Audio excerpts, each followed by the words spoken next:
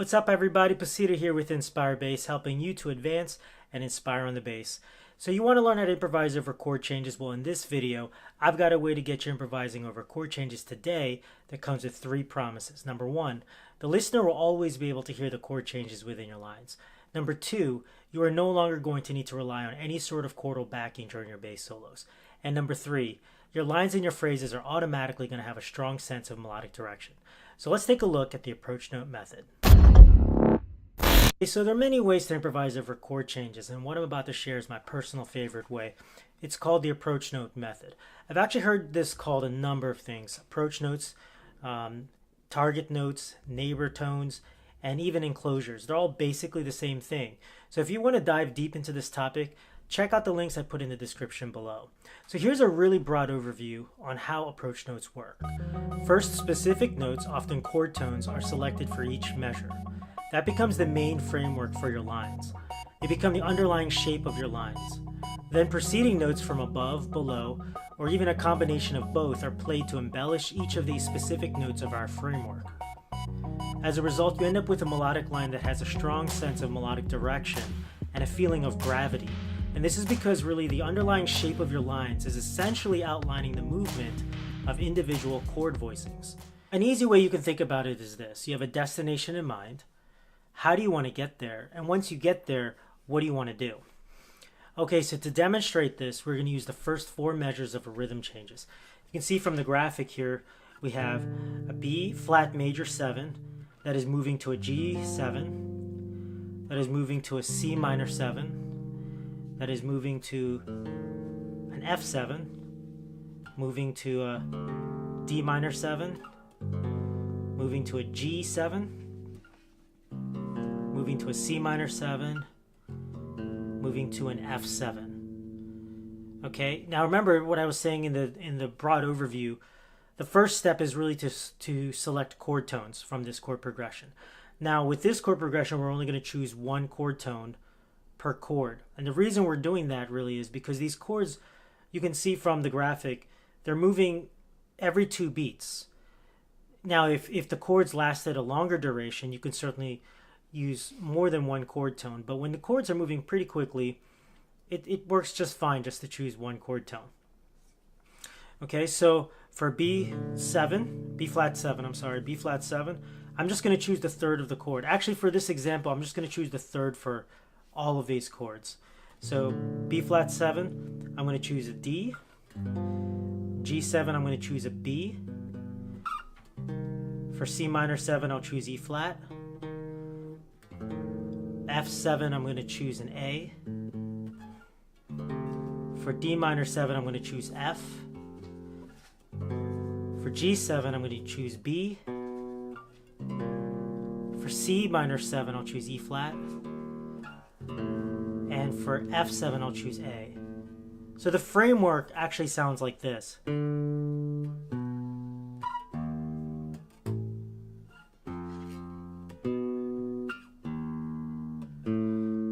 Okay. Now the next step is to approach each of these chord tones. We can do it from above, below, or even a combination of both. So I'm going to approach the first chord tone like this. Approach my next chord tone. Approach my next chord tone. My next chord tone. My next chord tone. My next chord tone. Again. And then the 3rd of the F. Okay? And you'll find that there's really no hard, set rule on what approach notes you decide to choose. You can choose notes that are diatonic to the scale or diatonic to the key, or you could even choose just random chromatics. But the important thing is that you're actually approaching it. And what I mean by that is the closer the notes are actually, you'll find that the closer your approach note, the stronger the pull. The farther the approach note, the more angular your lines are going to sound. And they will also sound aggressive. It all depends on what type of vibe you're trying to go for. So if you want to sound smooth and flowing, then choose notes that are close together. And if you want to sound more aggressive, then you might want to choose notes that are farther apart. Okay, I'll try this again. And here's how I would practice this this approach. And one of the things that I would recommend is, practice it slowly, but not only do it slowly, but also over exaggerate the gravity, feeling the gravity of these lines. Okay, so you'll see me literally leaning my head and body as I physically approach each note. We have tension and then we have resolution. Okay, so I'm going to start out approaching the 5th of B flat. Okay.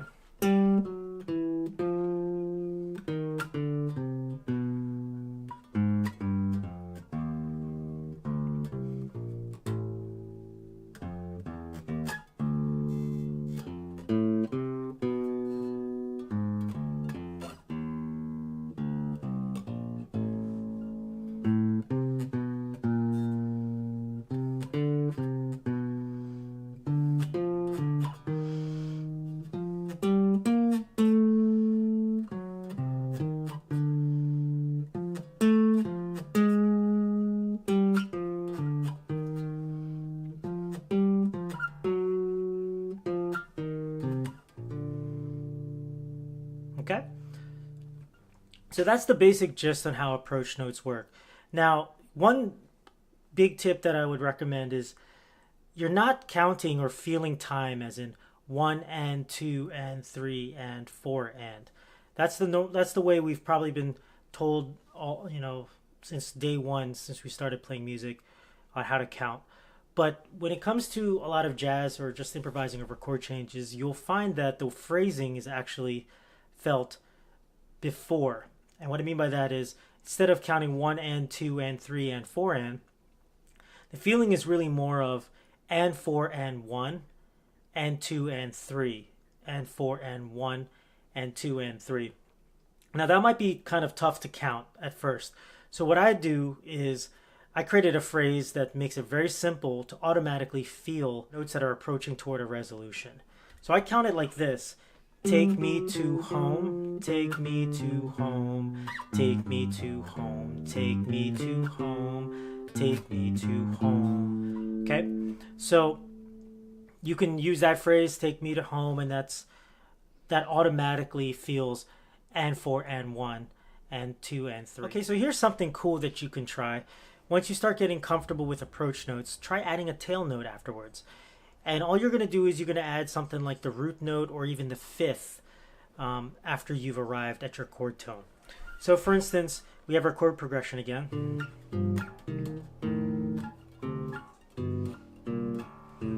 Okay, I'm going to approach my note and then add a tail note.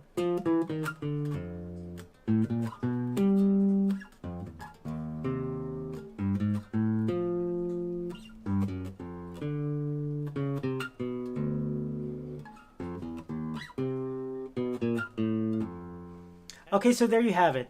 Give approach notes a try, and remember to always start very slow and over-exaggerate feeling the gravity of your lines. All right, now it's time for the question of the day. What's your favorite way for soloing over chord changes? Let me know in the comment section below, and definitely subscribe for more videos just like this. Until next time, keep advancing and inspiring on the bass. See you soon.